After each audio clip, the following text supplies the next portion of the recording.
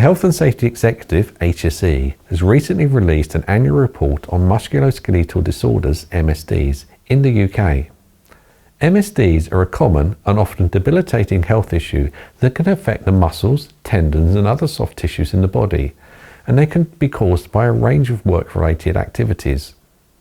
The HSE report provides a comprehensive overview of the current state of MSDs in the UK and highlights the need for continued efforts to prevent and manage these conditions. According to the report, MSDs continue to be one of the most prevalent work-related health issues in the UK. From 2020 to 2021, there was an estimated 480,000 cases of work-related MSDs, accounting for approximately 38% of all work-related ill health. The majority of these cases related to upper limbs, neck and back. The HSE report also highlighted the industries and occupations that are most risk of developing work-related MSDs. The health and social care sector had the highest rate of MSDs, followed by the construction industry and the transportation and storage sector. Within these industries, jobs that involve manual handling, repetitive tasks or awkward postures were identified as particularly high risk. In terms of demographics, unsurprisingly, the HSE report found that older workers were more likely to develop work-related MSDs than younger workers.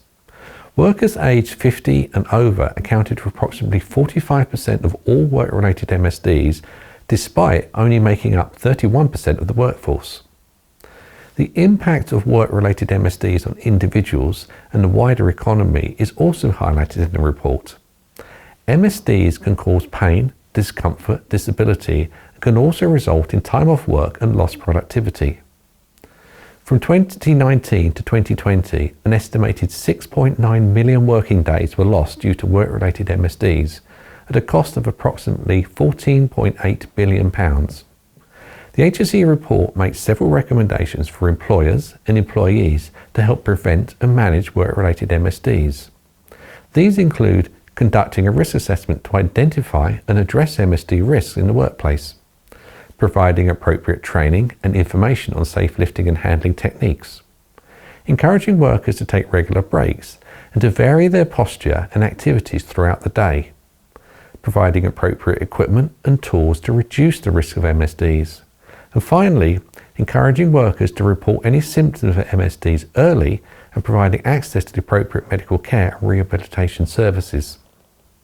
By implementing appropriate risk assessments, training and support, employees and employers can work together to reduce the incidence and impact of MSDs in the workplace.